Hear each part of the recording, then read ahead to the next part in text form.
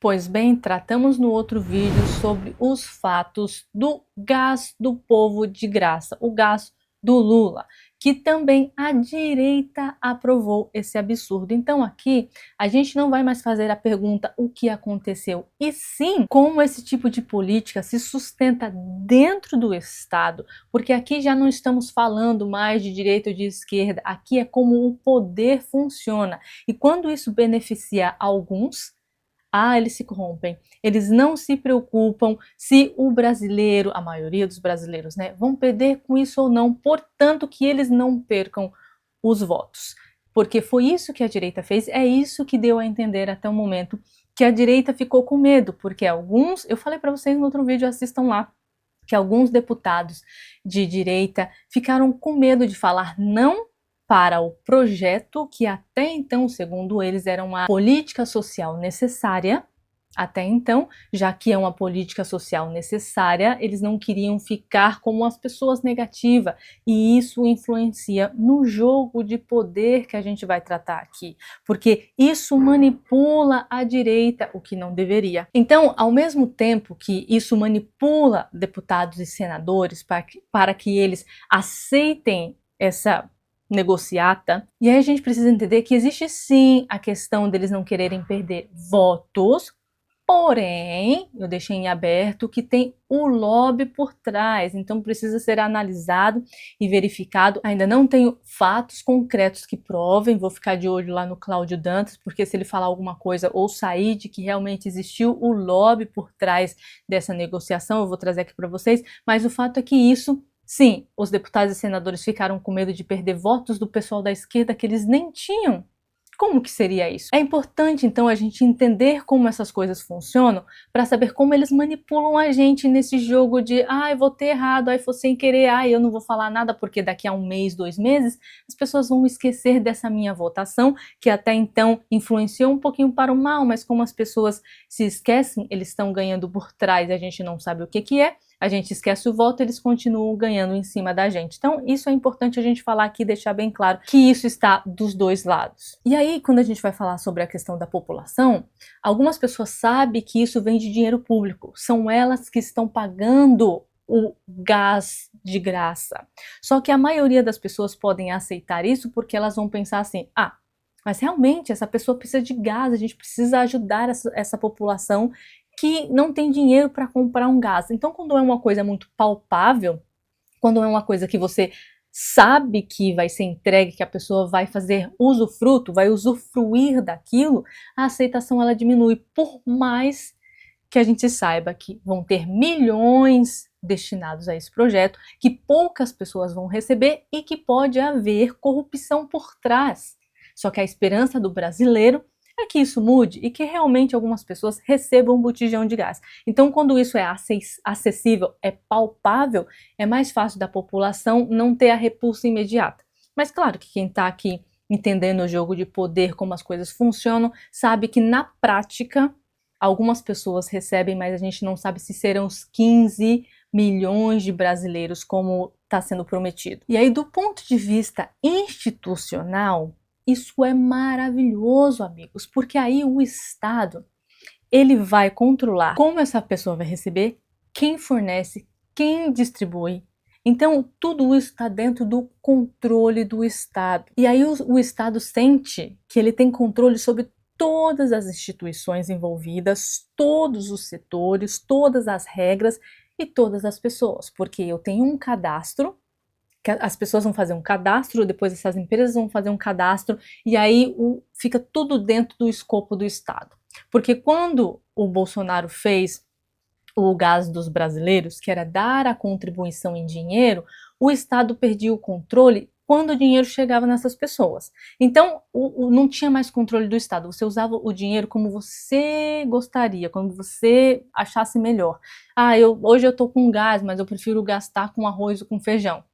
Aí acaba o limite do Estado é aquilo. E também esse gás dos brasileiros tinha um prazo de validade. Aqui o governo não deu prazo de validade, nós não temos um limite. E aí é que entra algo muito perigoso. O Estado tem acesso a tudo e controlar tudo, porém ele não determinou Quando isso vai acabar?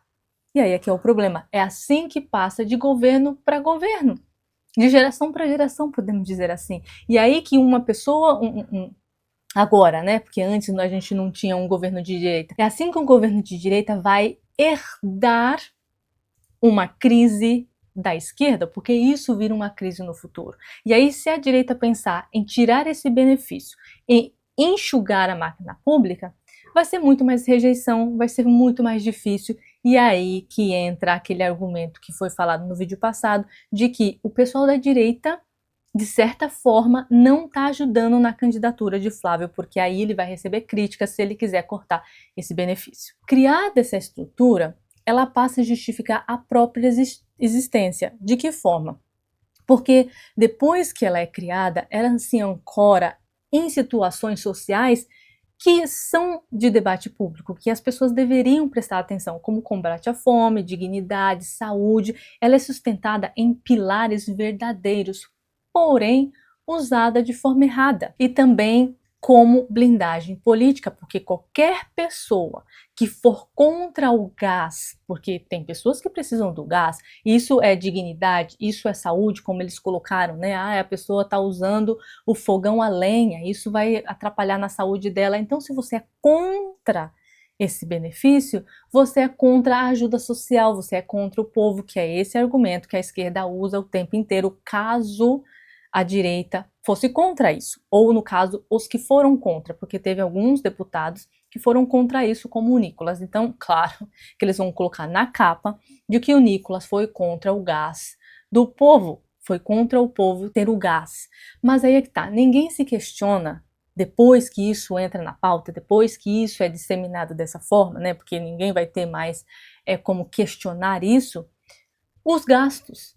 Da onde vem o dinheiro? Como isso vai ser gasto? O que implica isso no futuro? Essa questão já não entra mais na pauta, porque a partir do momento que está dentro dessas questões sociais importantes que a gente quer melhorar no Brasil, acabou. Aí ou a direita é a favor, como foi, ou ela vai levar muitas críticas, mas ela tem que sustentar o motivo dela ser contra aquilo, que a direita não está sabendo fazer até o momento. Por isso, quando tem essas questões ideológicas, como a escala 6x1 também, que eles estão com muito medo se essa pauta entrar em votação e eles forem contra, é uma questão muito ideológica que a maioria dos brasileiros quer trabalhar apenas 5 dias, né? Então isso já sai do controle que a gente tem sobre as questões morais e ideológicas da direita. Agora a pressão é social, aí agora a pressão é pública, eleitoral, narrativa.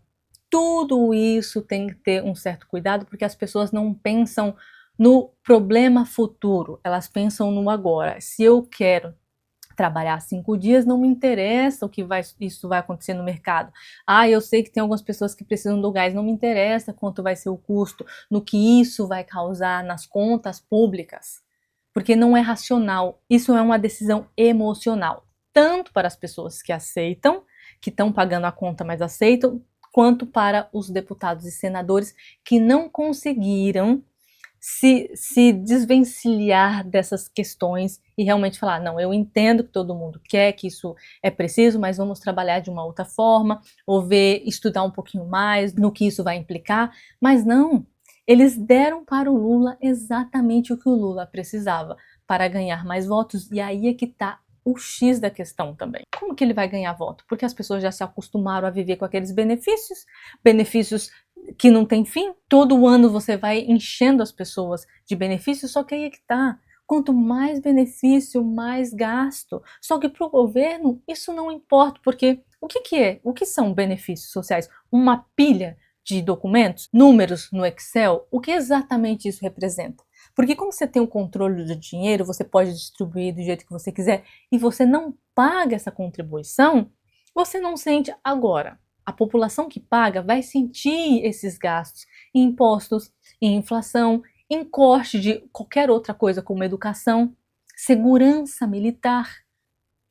A população é que sente, o governo não está nem aí, o dinheiro vai chegar para eles de qualquer forma, porque quanto mais eles gastam, mais eles precisam aplicar impostos. Quem sente são os brasileiros. E é por isso que essa política se sustenta com facilidade e passa de um governo para o outro, porque nasce como um apelo social, se institucionaliza e depois cobra um preço muito caro para quem deseja tirar. É por isso que o Milei era odiado, agora ele está melhor nas campanhas.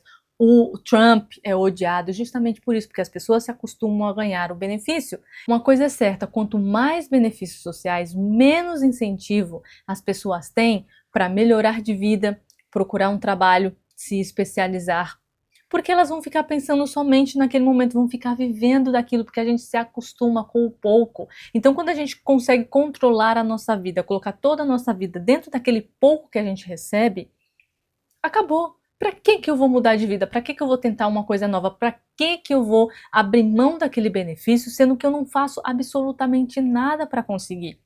E aí, se você evoluir um pouquinho mais na questão da renda, você perde esse benefício. Então, acreditem ou não, muitas pessoas não querem ganhar mais, melhorar de vida para não perder o benefício. Infelizmente, essa é a verdade. E é por isso que benefícios sociais, eles são importantes sim, mas com prazo de validade. Sem prazo de validade, vira isso que já está no Brasil. Vida eterna e ninguém mais vai conseguir tirar esses benefícios sociais, porque aí a população vai se revoltar e não vai permitir que o Bolsa Família seja retirado de famílias que realmente necessitam. Mas é aquilo, precisamos fazer políticas públicas que ajudem as pessoas a mudarem o pensamento delas e quererem evoluir e não viver de benefício social.